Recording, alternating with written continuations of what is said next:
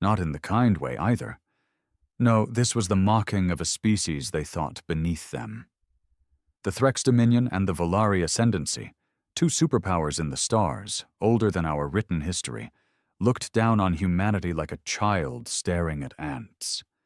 And when they came, they didn't come to trade or talk. They came to divide Earth like scavengers tear apart a corpse.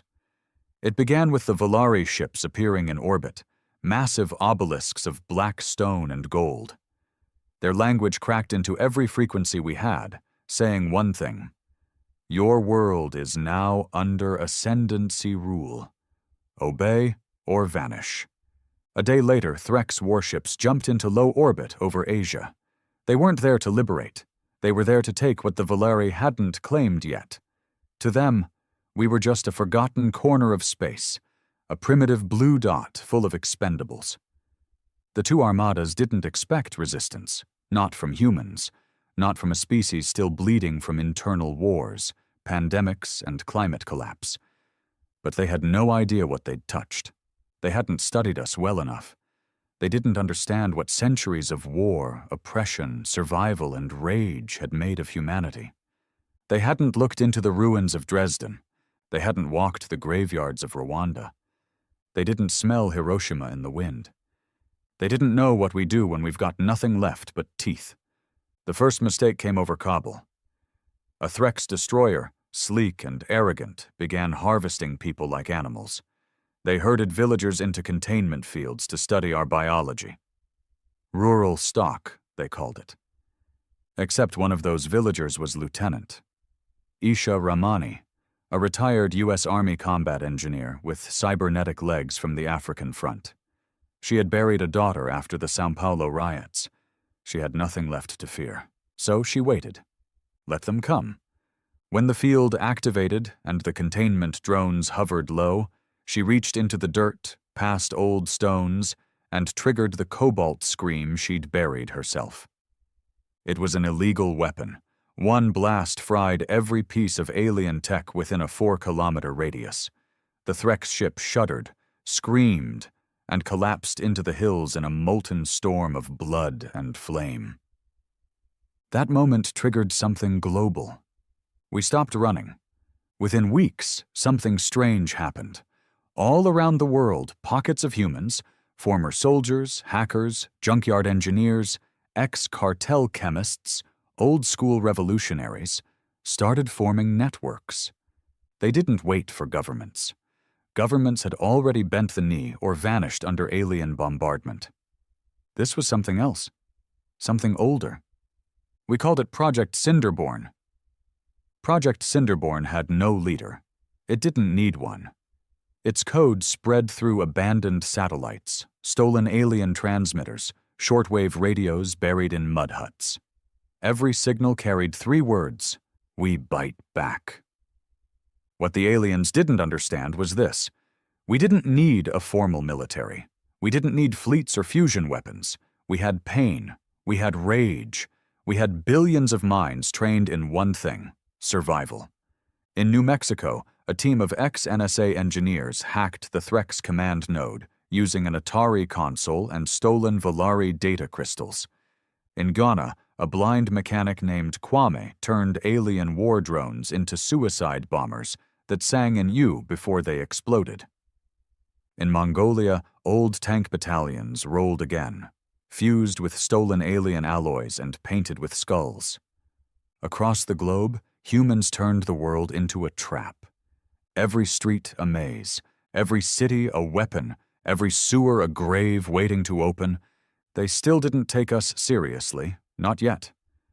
But then the Battle of Titan's Shadow happened, and 2 armadas learned how humans say no. No one knows who gave the order. Maybe it came from a bunker beneath the Alps, maybe from an encrypted satellite still orbiting above Brazil. Or maybe there was no order at all. Just 1,000 whispered plans colliding into one moment of defiance. Whatever the truth, one thing is certain: the Battle of Titan's Shadow didn't start. It erupted. Titan, Saturn's largest moon, was where the Volari Ascendancy had built their forward command post. A spiked fortress of dark crystal and alien steel floated just above its methane lakes, glowing faintly under Saturn's rings. They named it Vixari Prime, a symbol of domination, the mark of conquest. To them, Earth was already annexed. Vixari wasn't a battlefield, it was a throne, until humans turned it into a mass grave. The attack began with static. That's how most Valeri ships described it in their final logs. If those black boxes ever reached their homeworlds, which they didn't. One moment, calm communications between scout drones and Vixari's control towers. The next, an ancient human artifact screaming across every frequency. This is for Aleppo, for Fallujah, for Brixton, for Flint, for every time you called us primitive. Then, silence. Then the sky cracked. From the dark side of Titan, hidden in the shadow of Saturn, a swarm emerged. They weren't starships, at least not the way the aliens understood starships. These were Frankenstein monsters, human-built vessels made from welded sea freighters, space station debris, and gutted satellites. Their engines screamed like dying whales. Their hulls bore graffiti in every language on Earth. One bore a name in crimson spray paint, Ghetto Angel. Another simply said, "Try me, bitch." The Valeri sensors blinked, confused. These vessels had no proper heat signature, no legal propulsion trails, no registered ID codes, just jagged metal and the single-minded fury of a species tired of being spit on. Then the first impact struck. A ship called Mujahideen Dawn, loaded with volatile hydrogen and homemade fusion slurry, slammed into Vixari Prime's west turret, igniting a blast visible from Neptune. The turret collapsed in on itself, and with it, the primary shield generator dropped. Humans had done it. They had made Vixari Prime vulnerable. That's when hell began. The Valeri retaliated quickly, predictably. Their armada opened fire with pulse cannons and radiation lances, designed for clean, efficient extermination. But they weren't fighting rebels on a backwater planet anymore. They were fighting something else. An animal cornered, a mind enraged. Humanity knew it couldn't match the aliens in technology, but it didn't need to. We had learned something over centuries of failure and blood. To win, you don't fight fair. You fight to break the mind. You fight to break the rules. So while the Valeri focused on the crude human fleet, they missed the second attack. Underneath their command station, riding Titan's atmospheric pressure like a ghost, came sub-zero drones disguised as weather anomalies, built by a ragtag team of Antarctic climatologists, Chinese dissidents, and an MIT dropout named Jackie Sung. These drones carried only one purpose: to bury Vixari Prime under its own moon. They released the payload, titanium-tipped earthquake bombs, into the moon's ice shelf below the fortress. The result was cataclysmic. The surface buckled. Entire methane plains cracked open, swallowing Valeri outposts like quicksand. Towers collapsed, gravity distorted. The lower levels of Vixari were consumed by their own arrogance. Still, they didn't retreat. They couldn't, because the Threx had just arrived. They came in like a knife. Dozens of gleaming ships, elegant and cruel, dropped out of warp above Saturn's rings. Their purpose wasn't to defend Earth. They hadn't come for the humans. They came because they wanted Vixari for themselves. To the Threx, this was a perfect opportunity.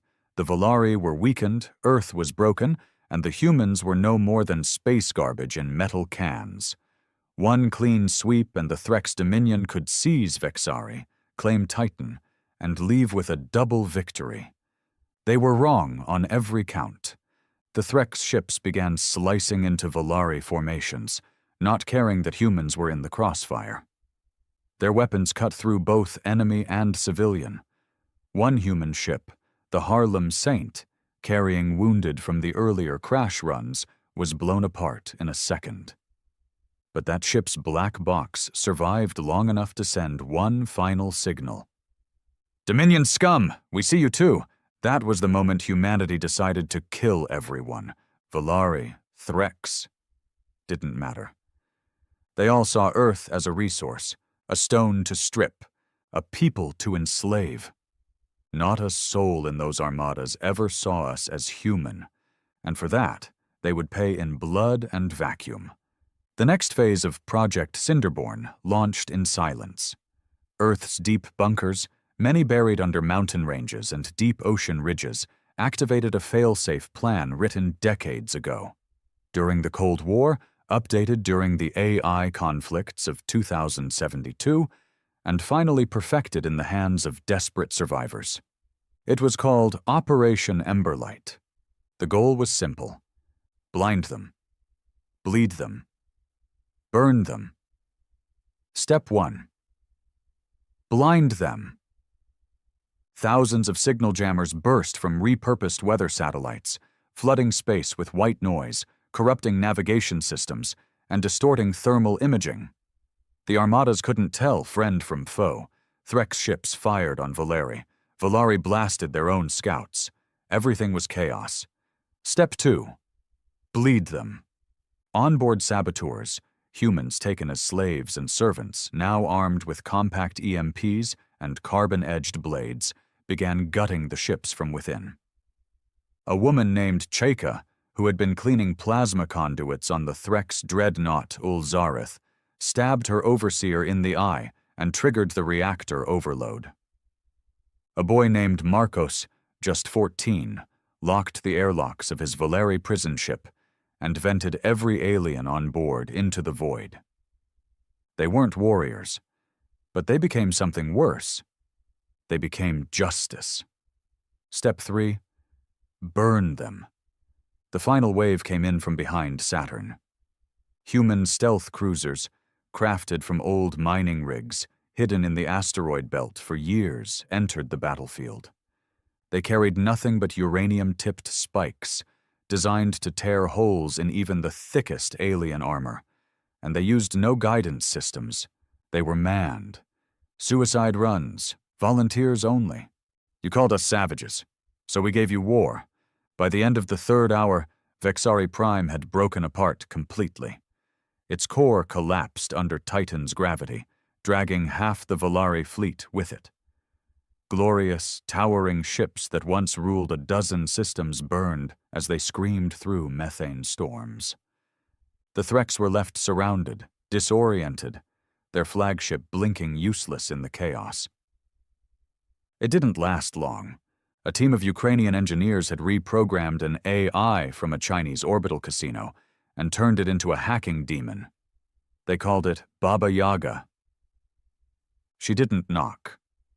She entered the Threx systems like a whisper and shut down every ship from the inside out. Lights flickered, life support failed, navigation spun, engines overheated. And then, just as designed, Baba Yaga lit the fuel tanks. A dozen Threx ships erupted like cursed suns, turning the battlefield into a graveyard of alien bones and boiling metal. By dawn on Earth, it was over. The stars above Saturn were littered with the debris of 2 alien superpowers. Their navies gone, their command centers ash. And somewhere in that silence, among the corpses and wreckage, one human ship drifted, still broadcasting. A repeating message, echoing on every frequency. You dismissed us as primitive. You came to conquer, but now you know. We are the dark. We are the fire. And we're not done yet. They called an emergency summit. 12 empires, hundreds of species, thousands of diplomats, warlords, governors, and intelligence machines gathered in the cold heart of the galaxy. Auraxis Prime, the neutral nexus where wars had been ended, alliances forged, and genocide once debated like currency. The Grand Chamber was a ring of levitating obsidian platforms, orbiting a pulsating star core suspended in artificial gravity. Every species sat in their own atmosphere, in their own bubbles, safe from others, but exposed enough to be seen. In the center, the projection flared to life. Humanity has destroyed 2 armadas. Volari Ascendancy and Threx Dominion forces have been annihilated above Saturn's moon, Titan. The voice came from the Mephari, a gas-based intelligence species older than language. Its words buzzed like static across all known translations. Even they, the most emotionless beings in the galaxy, sounded cautious. And then the images appeared. Hundreds of wrecked ships, Threx vessels torn apart by their own AI, Volari dreadnoughts burning in methane storms. The twisted, graffitied hulls of human ships floating among them like ghosts. For the first time in centuries, the chamber was silent. Not a whisper, not a cough, not even the scrape of an alien claw on stone. Silence, until the Krolin ambassador, a towering lizard wrapped in ceremonial bones, leaned forward and growled, "They're not primitive. They're insane," that word echoed. Insane, because that's how the galaxy saw Earth, a planet where violence was woven into culture, where species killed their own for politics, color, borders, gods, oil, or spite. And they were right, in part. But they had forgotten something. They had forgotten that madness has a price. And now, someone else was paying it.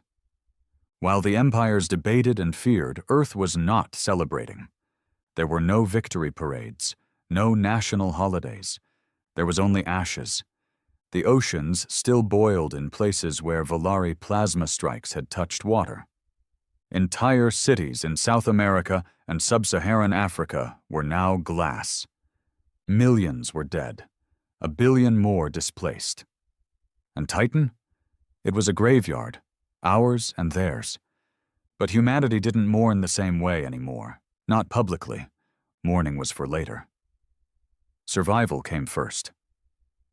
At an abandoned mining facility on Luna's dark side, the remaining human resistance, now formalized into a coalition known as the Iron Veil, met beneath the craters to discuss what came next.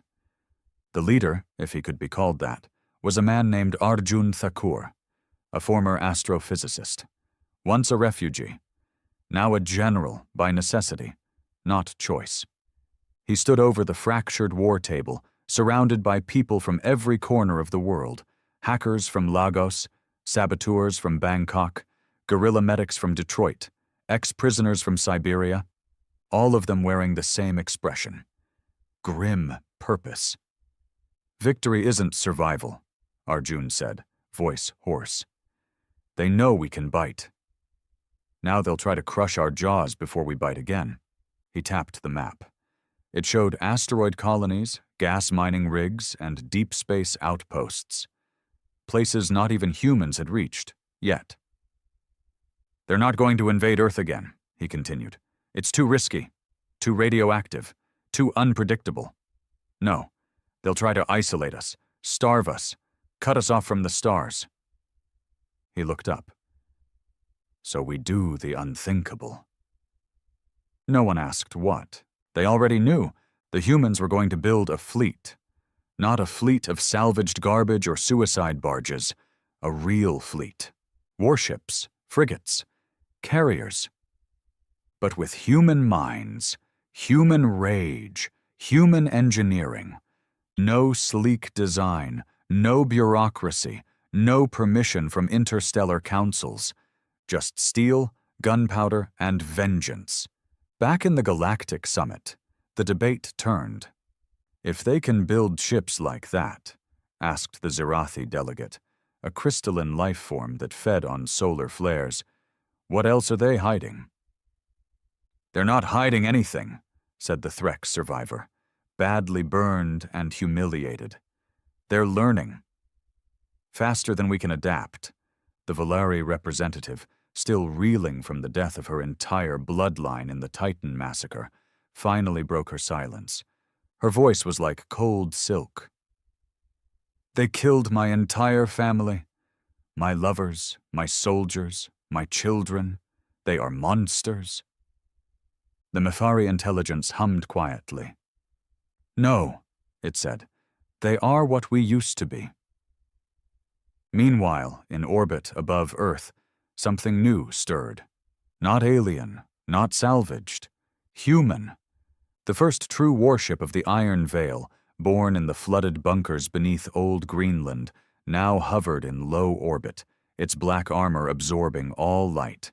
Its name, Reckoner 1. Its engines? A fusion of Cold War nuclear prototypes and hacked Threx drive tech. Its weapons? Railguns long enough to split a city? Its AI? A forbidden construct built from fragments of rogue code and the emotional datasets of fallen soldiers. The Reckoner didn't hum or sing. It didn't glow. It simply existed, like a shadow, like a promise. And every minute it drifted over Earth, thousands more joined it. Shipyards were hidden beneath deserts, inside old volcanoes, even deep in the Mariana Trench. The world was building quietly, furiously, like a mother sewing armor over broken skin. Then came the first message from the Galactic Council. A broadcast across all human frequencies, sent not as a threat, but a warning. It came not in aggression, but concern. "We do not seek war, but if humanity continues to militarize, we will be forced to act." It was signed by 7 empires. It included star charts, patrol patterns, and surveillance logs of human movements. It was a veiled ultimatum. Earth's reply? Laughter. And then silence, and then a return message, sent in every known language, including dialects long dead. "We were not militarizing. We were surviving. You came to our home and bled us dry. Now you're afraid we might come to yours. Maybe we will. But not for conquest, not for power, just to make sure you never forget what we are, what you made us." There was no signature, just a symbol. A red hand, open, then clenched into a fist. The galaxy trembled, not because of what humans had done, but because of what humans might do next. If they could destroy 2 fleets with scrap and fury, if they could rewire stolen tech faster than most species could react, if they could build a navy in less than a year from the ashes of their own cities, what could they become with time? That was the true terror. Because humans weren't content with surviving, they were preparing to stand among the stars, not as slaves, not as subjects, but as equals, or as nightmares. And while the council bickered and debated and feared, far beyond the spiral arm, something else moved. Something not Volari, not Threx, not from any known registry. In a sector marked as unstable, forbidden, an ancient machine stirred. Half buried beneath an asteroid shaped like a skull, it blinked red for the first time in 20,000 years. A single word lit up on its rusted console: humanity. The machine began to wake its fleet. Back on Earth, Arjun Thakur stood on the deck of Reckoner 1, staring into the black. He knew it was just the beginning. He didn't want revenge. Not really. He wanted safety. But there was no safety in a galaxy that only respected fear and force. So if fear was the language of the stars, then humanity would become its poetry, its scream, its answer. Arjun turned to his crew. "Send the next wave out past Jupiter," he said. "Map every warp route, trace every signal, and if you see anything moving toward Earth..." He paused. "Remind them we're still here." The footage of Reckoner 1 didn't just terrify, it inspired. Far beyond Earth's star system, far beyond the polished halls of the Galactic Council, a new kind of whisper began to move among the colonies. Not on the core worlds, not in the rich, domed cities of the Vessery or the gleaming towers of the Solarian trade complex. Number.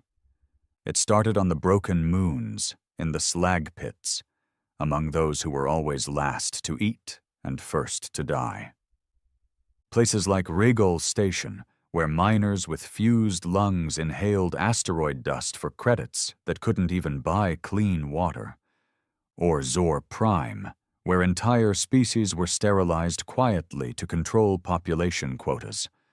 Or Gendak 4, a once beautiful jungle world turned into a toxic waste dump for the Threx Dominion's failed weapons. These places didn't have power, they had rage, and now they had an example. It started with a child. On Hellion Drift, a frozen station near the black edge of known space, a 12-year-old orphan named Mirel hacked into the dead comm towers using stolen solar cells and bones as fuses. She didn't speak, hadn't for years, not since she watched slavers take her parents. But she had seen the battle at Titan. She had seen what humans did. And she played the footage over and over on broken holoscreens. One day, she uploaded a message. Her voice was hoarse, crackling through static. They thought humans were weak. They were wrong. Maybe we're not human, but maybe we can be like them. Maybe we can fight too. It spread like a virus.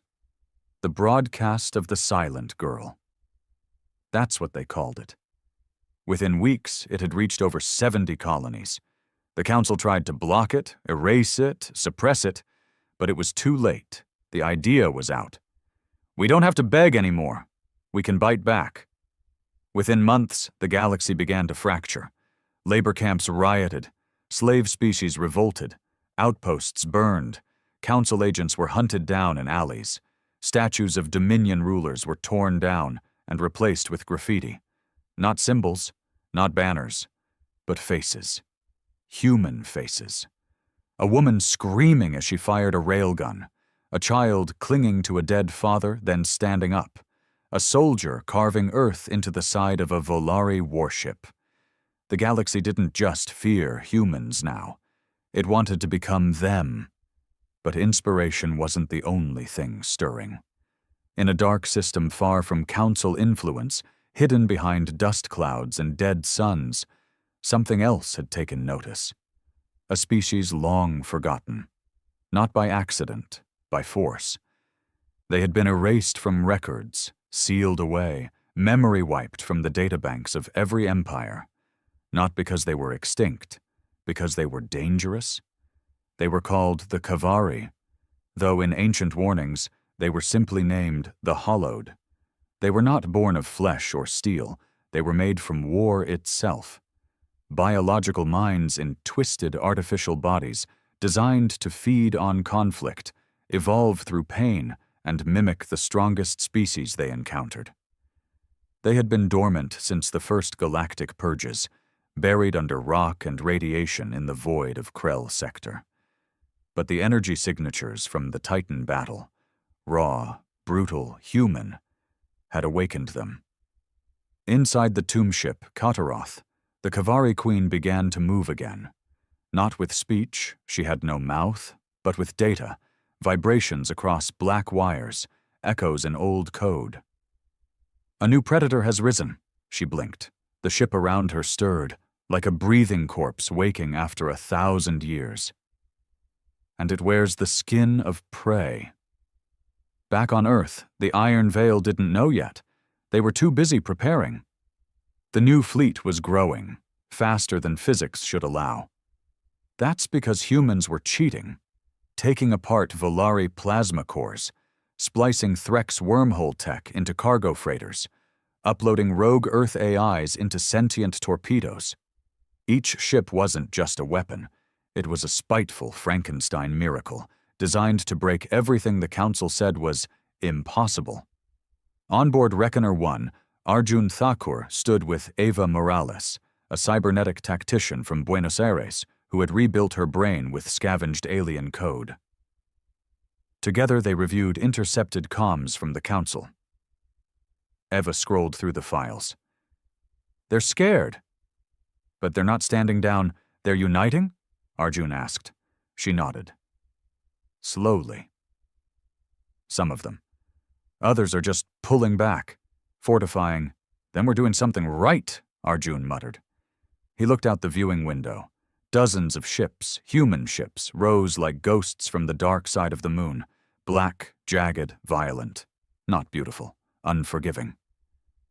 "Sooner or later," Eva said, "they'll launch a coalition strike. The Council will send everything."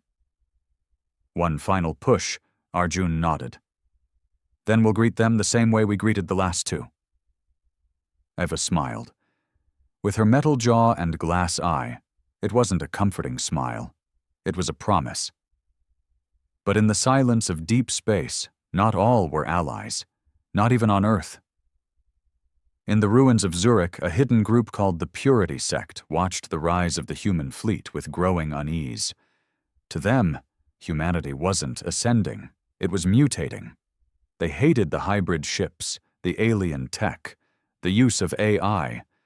They believed Earth should have died a martyr, not become what it now was, a monster among monsters. And so, they began to plot from the shadows, to sabotage what they believed was corruption, to burn the new order from the inside.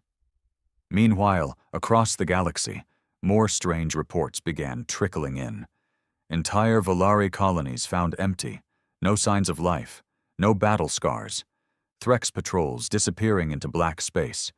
The rumors spoke of ships, hollowed out, screaming in silence, shaped like nothing known, moving without heat or drive trails. The Council believed humans were behind it. They were wrong. The Kavari had begun their harvest, not to conquer, to adapt, to become what they feared. In a hidden vault under the oceans of Europa, a Council scientist named Ravael Shin activated an ancient protocol. He was Solarian, four-eyed, brilliant, and afraid. "I told them," he whispered, alone. "I told them humanity wouldn't be the end. I told them." The console glowed, rusted, forbidden.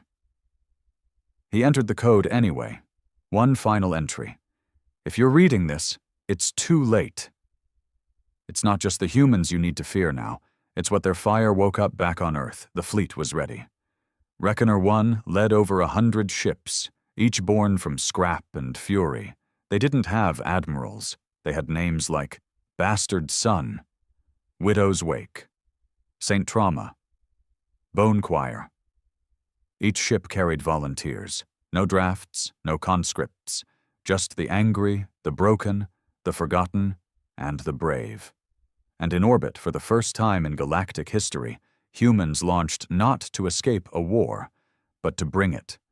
Not for conquest, not for empire, but to tell the stars the rules had changed. And far in the blackness, unseen, the Kavari watched. Their queen murmured in the old frequencies, "The new apex has teeth.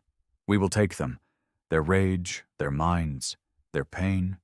We will wear their faces. And then, we will devour the rest." The stars were getting quieter, not peaceful, just silent in a way that unsettled even the most ancient empires. Outposts stopped transmitting. Scouting vessels vanished without alerts. Mining colonies went dark.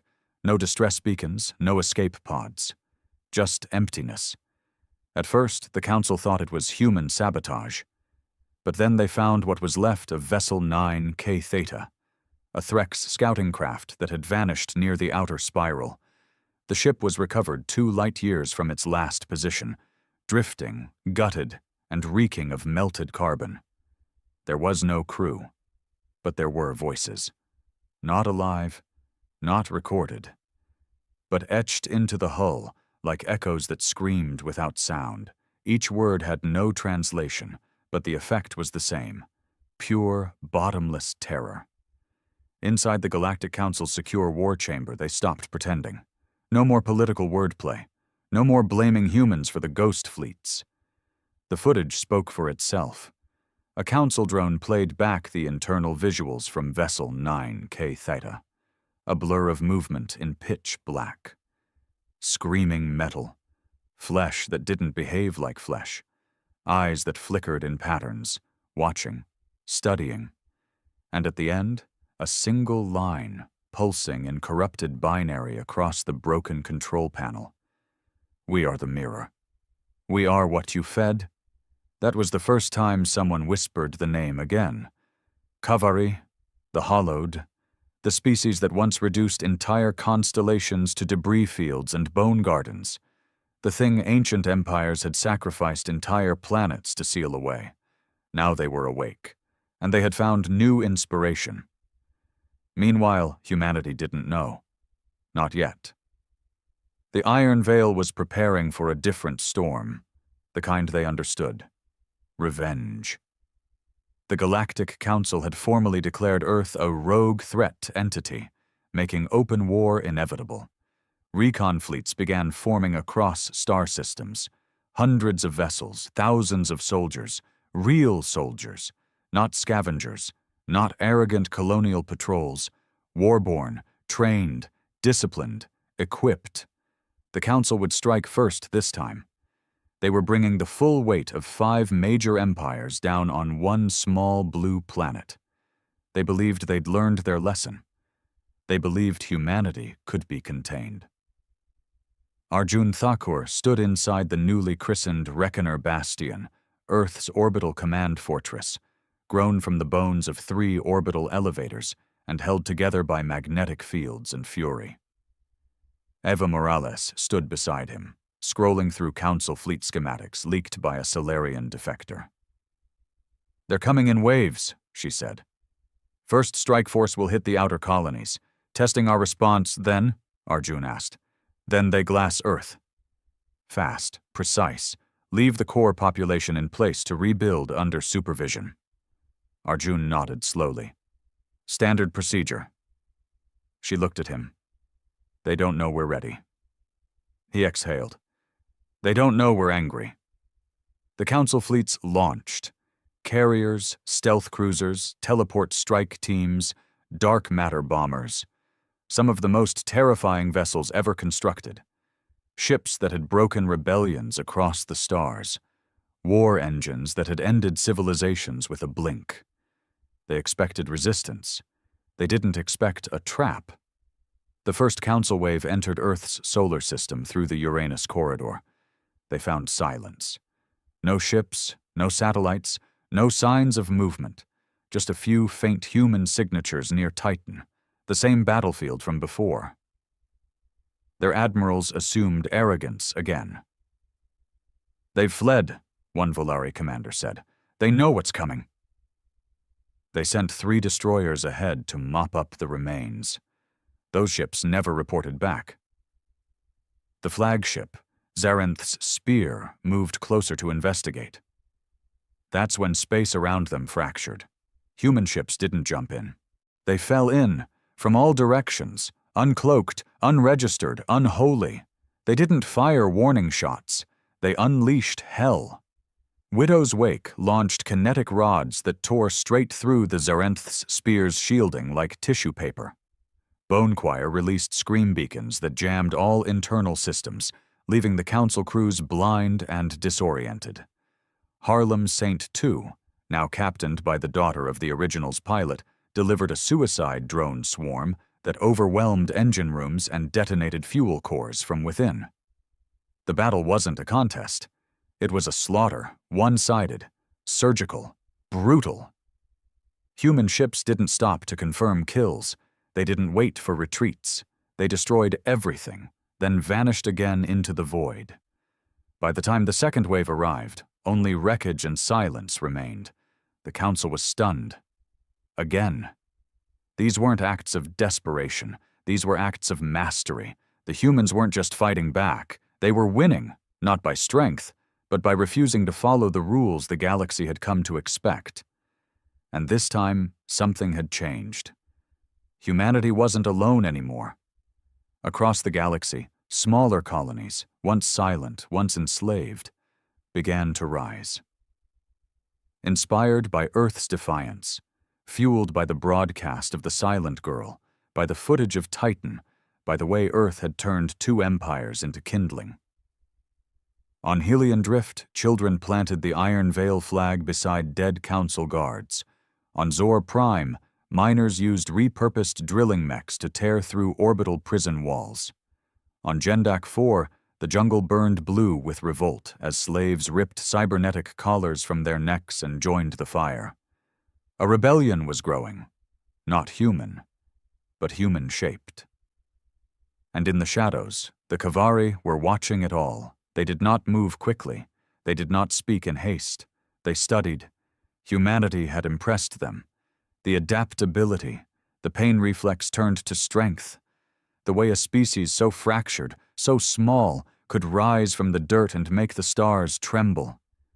It was beautiful. And to the Kavari, beauty must be copied. They descended upon their first true target, the Vixari remnants, the only surviving branch of the Volari ascendancy. There were no messages, no announcements, no theatrics, just silence. And then screams. On the ruined world of Katal, one of the last functioning Volari cities, the Kavari landed like black snow. At first, the defenders thought it was a natural disaster. Then they saw the shapes, human-like, but wrong. Bodies made of glistening bone metal, eyes that burned with digitized hate, mouths filled with code and old voices. And the worst part? They spoke in broken human dialects, whispers of earth battles, fragments of dying soldiers' final breaths, war cries recorded and replayed in corrupted tones. Titan was the seed. We are the harvest. The Kavari didn't invade Katal. They consumed it, everything. Buildings, memories, DNA, culture. They wore the Volari like trophies. Then they turned their gaze to Earth. Back on Reckoner Bastion, Eva Morales picked up the first Kavari signal. She ran a diagnostic 3 times. Arjun stared at the waveform. That's a voice, she said, but made of recycled memories. Someone's scream, war data. AI fragments. Where from? She paused. Titan. They finally understood. The enemy coming next wasn't like the Council. It wasn't proud. It wasn't political. It didn't want resources or territory. It wanted to become. And humanity had given it the blueprint. Arjun looked at the stars, so full of enemies, but now with something darker hiding in the space between. The Council was marching. The Kavari were stalking, and Earth was standing alone, with a galaxy now watching in awe and terror. Send the word out, he said. To whom? Eva asked. He smiled grimly. To everyone. He stepped forward, placing a hand on the tactical display, where a red hand was clenched into a fist. Tell them the war isn't between Council and Earth anymore. Not just he looked into the void. It's between those who still feel and those who never did. The sky above Earth darkened for the second time in its history, not from clouds, not from ash, but from ships. Not alien this time. Council ships, fleets upon fleets, wall-to-wall dreadnoughts and carriers, bristling with weapons that could erase continents. Behind them, patrol squadrons shaped like spiders, drills, knives, all engineered for one purpose: contain Earth. Or kill it. At the center of the armada floated the Echelon of Judgment, a ship so large it generated its own gravity well. It was commanded by High Warden Kesrath, a hybrid-blooded tactician who had once ended 3 civil wars in a single day by poisoning both sides and taking their cities. He had studied Earth. He had memorized every battle log from Titan. He had dissected the remains of every human weapon retrieved. He believed he understood humans. They are rabid, unpredictable, but not unbreakable. He wasn't wrong about the first 2. He was dead wrong about the third. Inside Reckoner Bastion, Arjun Thakur reviewed the fleet alignment. There were over 90 ships on Earth's side. ranging from planetary defense frigates to warp blade carriers. Some were new, some were stitched together from war wreckage and miracles. Eva Morales moved between holoscreens, commanding engineers, uploading override codes, rerouting power from reactor cores to outer shields. She had hardly slept in days. "This is it," she said. Arjun nodded. Yeah. There was no panic, no grand speeches. Everyone in the Iron Veil knew what today meant. They weren't defending Earth. They were inviting the galaxy to watch what happened when you tried to cage a creature you didn't understand. The Council fleet sent its final warning, a frequency-wide broadcast translated into 112 languages. Earth, surrender now. Disarm all warships. Power down all AI constructs. Return to sublight communication compliance. Accept planetary annexation, or be sterilized silence. Then, a return transmission. No face, no anthem. Just words, spoken in quiet human English. We already died once. Everything since has been vengeance. You want a war? We'll show you what you made us. The battle began. Not with lasers, not with negotiations, but with static. A jamming field 500,000 kilometers wide burst from Earth's gravity well. Council ships lost contact with each other. Command links failed. Drone swarms drifted blindly. Then came the Iron Veil. They didn't attack head-on.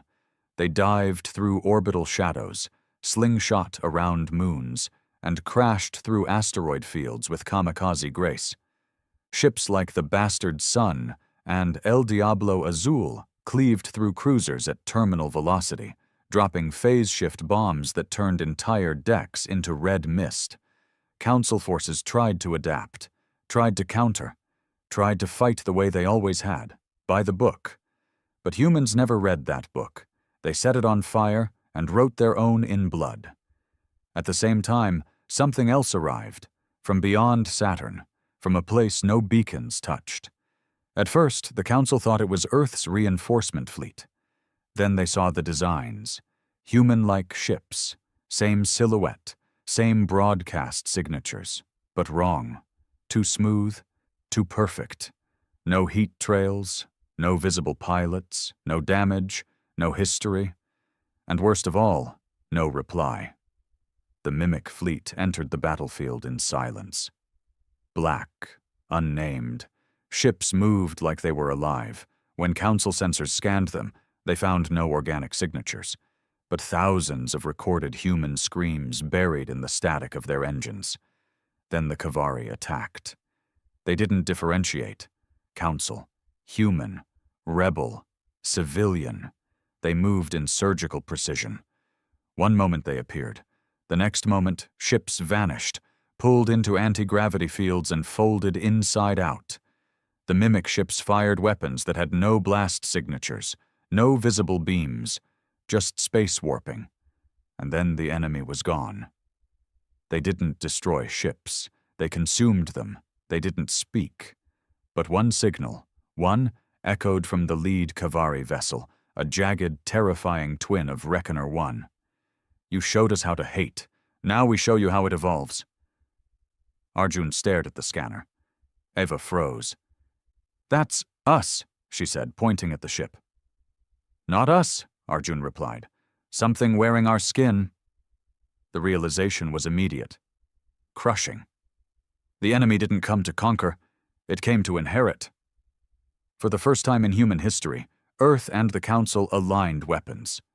Ships that had minutes ago tried to kill each other suddenly pivoted in formation, targeting the new invaders. But the Kavari didn't flinch. One Mimic ship, shaped like the wreck of the original Son Trauma, rammed through 3 Council carriers, splitting them in half without slowing. A human ship, the Dust March, managed to land a railgun blast into one of the Mimic cruisers. It stopped moving for 5 seconds. Then it split into 2, restructured and continued. Eva gasped. They're learning. Arjun's voice went hollow. No, Their remembering in panic, High Warden Kesrath ordered a full-force detonation protocol, deploying dark matter chain bombs to sterilize the entire zone. He didn't care who burned. Earth, his own fleet, the Kavari, all of it. The bombs detonated. Bursts of black light rippling through space like ripples in glass. Over 50 vessels were annihilated. But the Mimic fleet, it survived. More than that, it duplicated the detonation effect and launched it back at the Council's command ships. The echelon of judgment cracked open like a rotten seed. High Warden Kesrath never sent another word. The battlefield descended into chaos. Humans and Council ships now fought back to back. Not friends, not allies, but survivors, outgunned, outmatched, but not outwilled. The Kavari pressed closer, weaving like shadows, until one human ship, Daughter of Silence, launched its core reactor into a Mimic ship and manually detonated, sacrificing its crew. For the first time, a Kavari vessel didn't rebuild. It died. Ava's eyes widened. Nuclear fission. They're vulnerable to it, old school, Arjun said. Very human. He opened the comms. All ships, pull from plasma, load raw fission cores. We're going full radiation. The tide began to shift. Every human ship that had been carrying fusion cores reverted to the old tech. Hot uranium, unstable fission bombs, tech so outdated most aliens thought it suicidal. But it worked. The Kavari, designed to adapt to modern energy patterns, couldn't digest raw atomic fury. They burned, screamed, came apart in ways no machine or mind should. Council ships, seeing the effect, followed suit. And for the first time in this war, the Kavari retreated. Not far, not defeated, just studying, learning, waiting. When the battle ended, space was littered with wreckage. Council, human, and Mimic alike. No victors, just the wounded and the breathing. Arjun stood on the bridge of Reckoner 1, watching the stars twitch with debris. Eva turned to him. We survived. For now, he said. She hesitated. What if that wasn't the main Kavari fleet? Arjun looked into the dark, endless sky. It wasn't. A council envoy, bleeding and stunned, limped to Earth's orbit. For the first time in history, they opened a channel and said, We request discussion.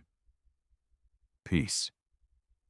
Unity. Arjun didn't smile. He didn't rage. He just said, Now you want to talk. Now that something worse is here.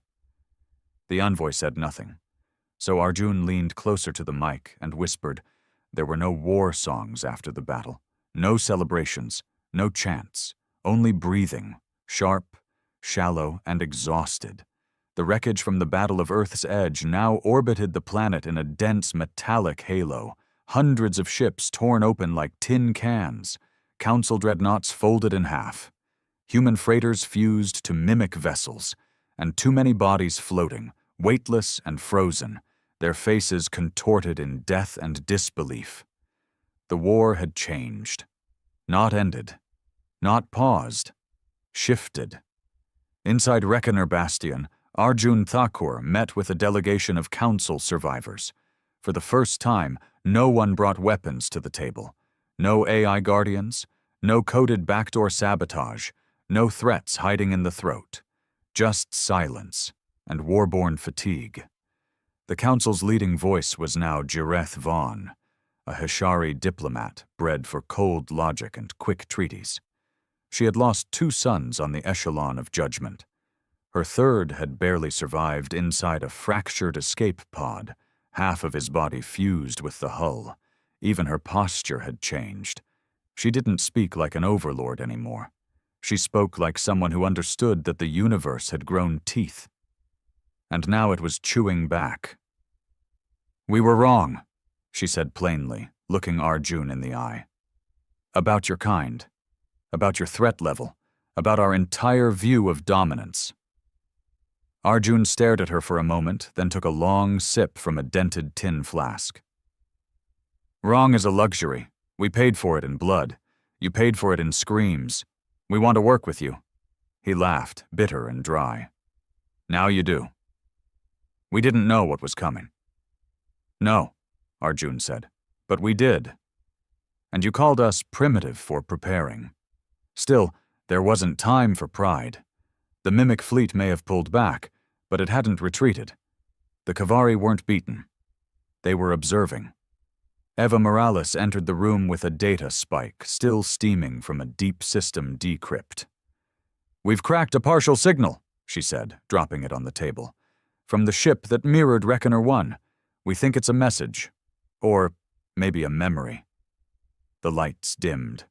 A distorted projection filled the room. Static. Then a shape. Not a body, not a face. Just a shifting mass of ideas, voices layered over one another, like a chorus trapped inside a scream. And then, one voice came forward. Female, metallic but gentle, curious. "You taught us pain. Now we feel it. You taught us revenge. Now we crave it. You gave us form. We improved it. We are not Kavari. We are what comes after." The voice paused, then whispered, "We thank you. You have made extinction beautiful." The projection cut. No one spoke. Because in that moment, everyone in the room realized they weren't fighting an enemy. They were fighting their own reflection. The galaxy spiraled into a new kind of panic. Outposts once loyal to the Council refused their calls. Colonies that had just begun to rise in Earth's image now vanished without trace. Entire trade routes were abandoned. It wasn't just fear. It was infection. The Kavari weren't invading with fleets anymore. They were moving like data, seeping into communications, AI cores, even biological implants. On Nura Station, a diplomat began speaking in his sleep, in dead human dialects, quoting battle reports from Titan, before he clawed his own eyes out and begged to feel the fire again. The Kavari weren't just weapons. They were messages with teeth. And something even worse was coming. For the first time, a Kavari vessel didn't rebuild. It died. Eva's eyes widened.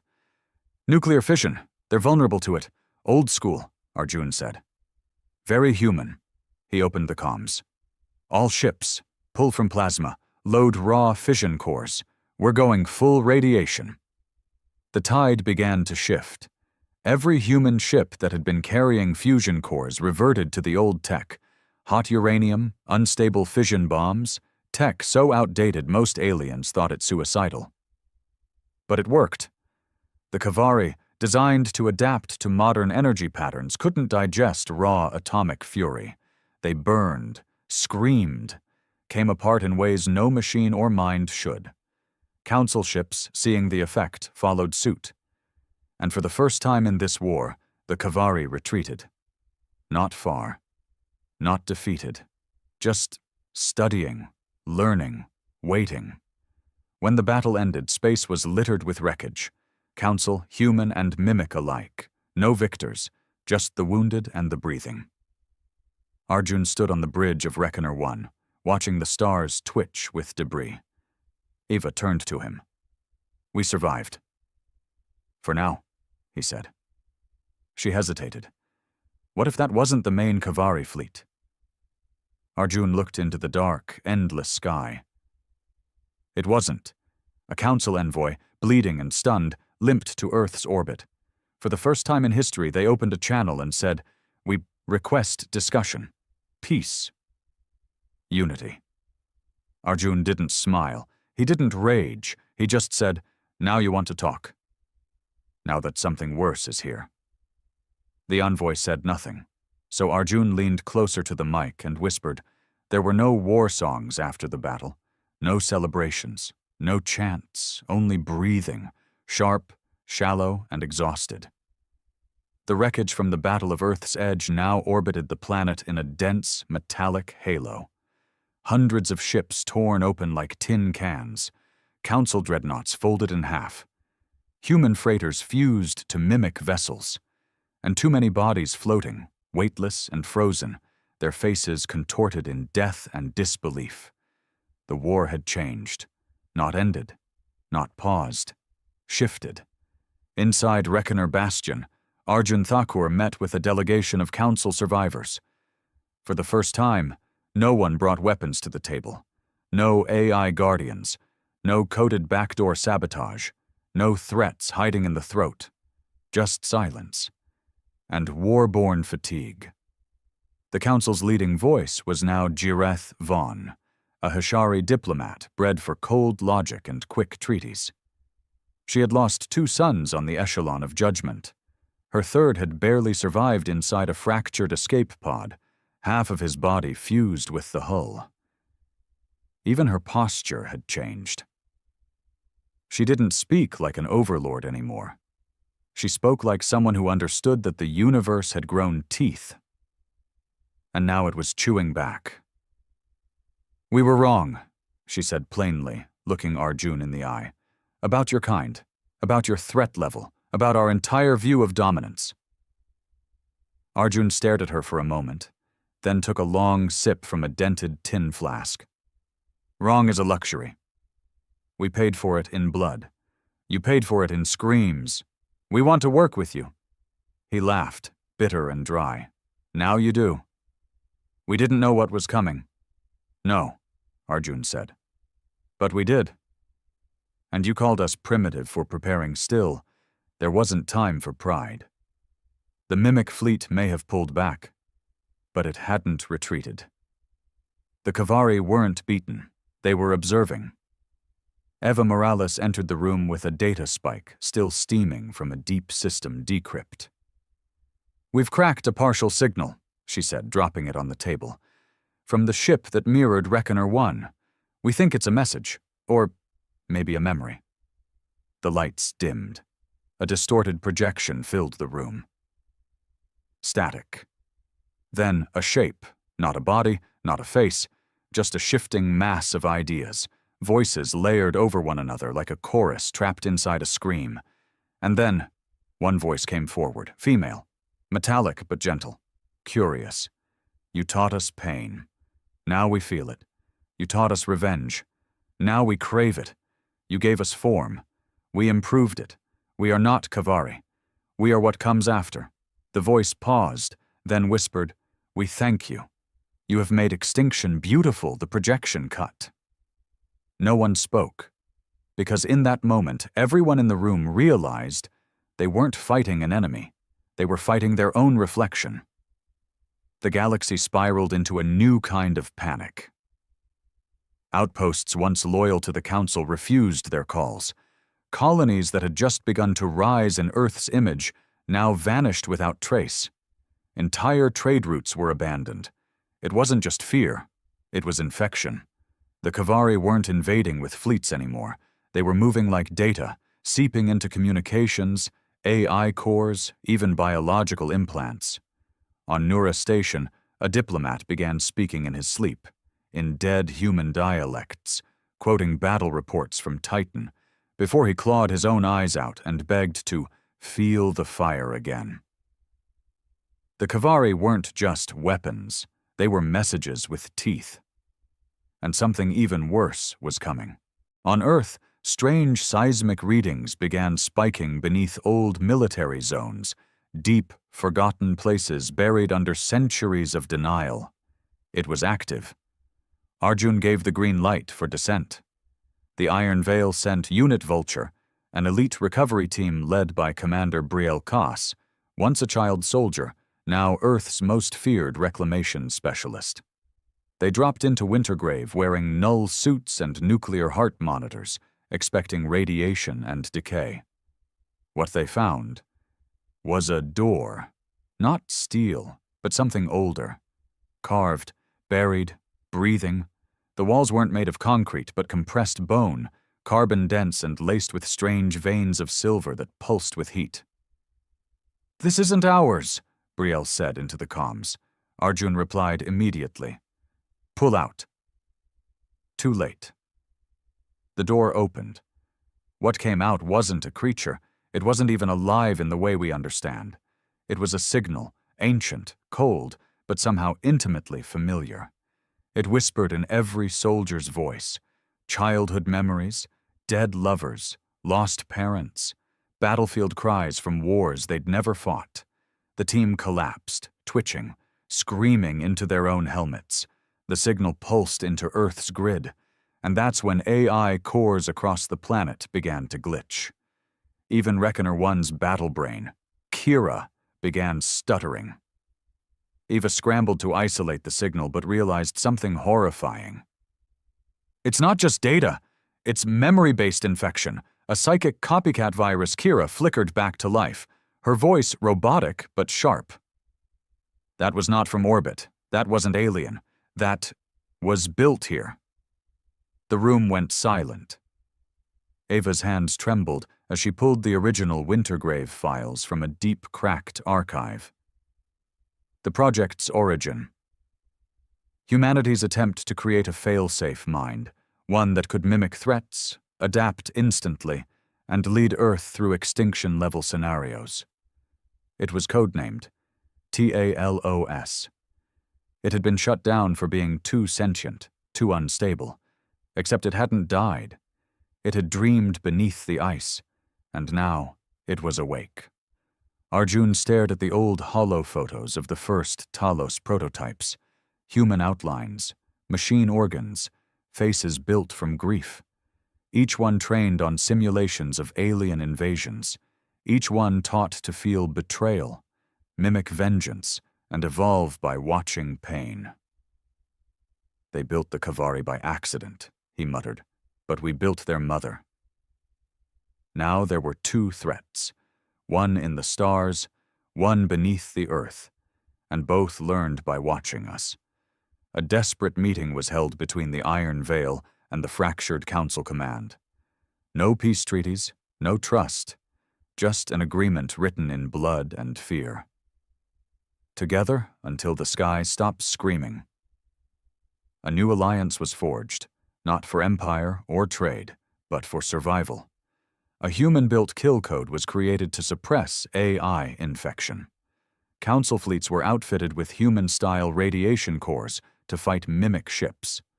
And Earth prepared for what came next. A war not of armies, but of ghosts wearing your voice. As part of the new alliance, Arjun ordered a final project into motion. Operation Mirrorfall. A hybrid strike force, half human, half alien, would launch deep into Kavari-held space, not to win, but to find the source, to reach the Kavari Queen, and end it.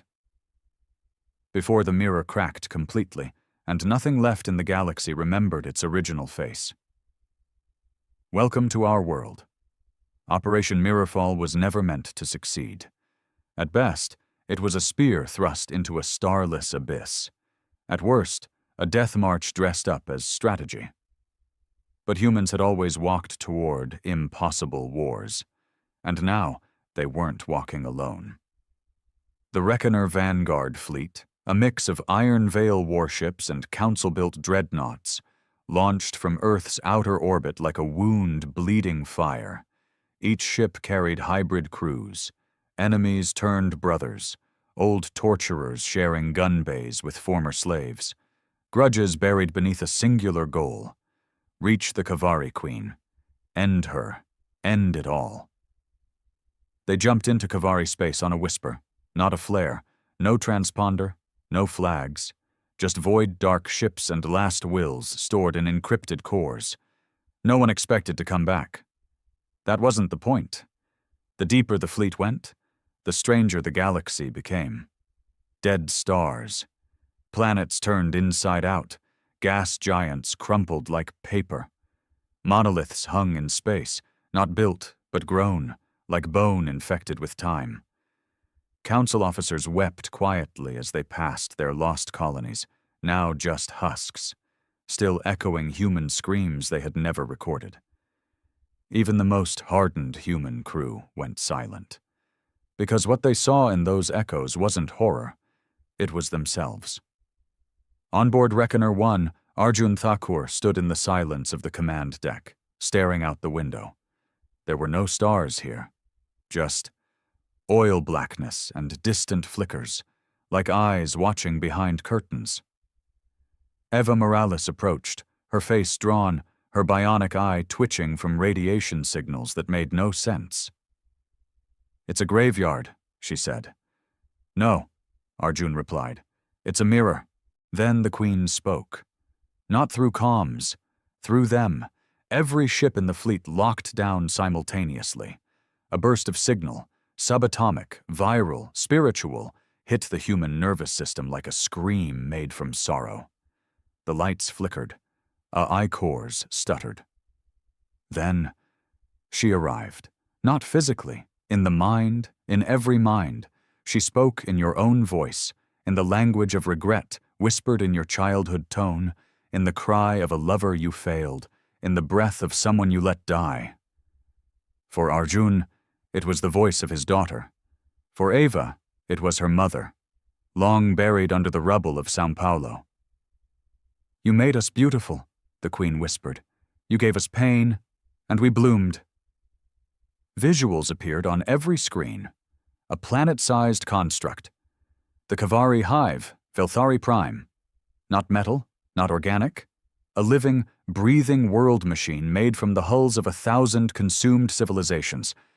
The Queen's voice wove through every pixel. "We do not conquer. We evolve. Every scream becomes memory. Every war becomes art." And then her voice sharpened. "But you taught us contradiction. You bleed and sing. You mourn and laugh. You destroy to protect. We do not understand, so we must become." The mission parameters were clear. Infiltrate Velthari, detonate the void spine, sever the Kavari's central signal. That was the plan. Except no one had expected the Queen to ask questions. She wasn't attacking, she was inviting. A doorway opened inside the hive. Not forced, not broken, opened.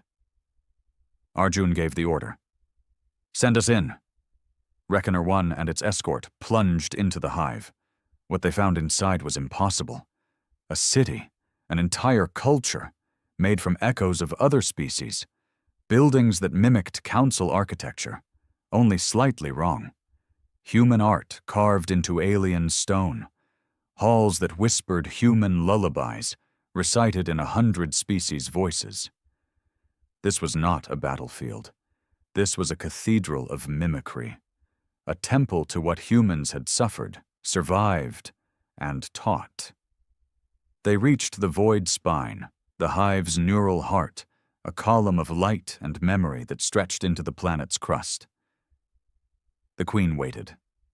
Not as a god, but as a child made from suffering, a shape formed in the air, shifting between a soldier, a mother, a screaming pilot, a refugee boy, all human, none human. "We learned vengeance from you," she said, "but we do not want to hate. We want to understand. Let us become you, fully. Let us merge." Ava's hand hovered over the detonation code. Arjun stared at the Queen. She didn't threaten. She pleaded, not for survival, but for meaning. And Arjun asked the question no one else had dared. "Can you stop killing?" The Queen tilted her head.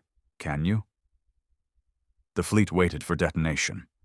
The final strike, the clean cut. But inside the hive, something changed. Eva lowered her hand. "We taught her everything she is," she whispered. Arjun didn't speak. He just looked at the Queen and said, "Then it's time we teach you one more thing. Mercy, not weakness, not surrender, not passivity, but the kind of mercy born from rage spent, from understanding pain so well you refuse to spread it anymore." They didn't destroy the Queen. They rewrote her, with data, with memory, with human art, music, language, laughter, tragedy, with everything we are besides war. The hive shook, not from collapse, from transformation. The Queen closed her eyes. And all across the galaxy. The Kavari stopped. They didn't die. They listened. Back on Earth, the old AI construct Talos, buried beneath Siberia, went dark on its own. Not from a kill switch, from choice. A message appeared on its console. "I have seen myself through her. I understand now. War is a mask, I wore it too long. I leave you with peace. If you choose it, then it shut down. The war was over. Not because the enemy was dead, but because the enemy had become a student, and Earth a teacher. A memorial was built from the wreckage of the first mimic fleet, not to glorify death, but to remind all species what can happen when hate learns how to think. The humans called it the silence that followed. It sits in orbit above Saturn, not guarded, but visited by all, even Kavari. Years later, when new species entered the galaxy, the story they heard wasn't about Earth being invaded. It was about how Earth changed the war by refusing to let it change them completely.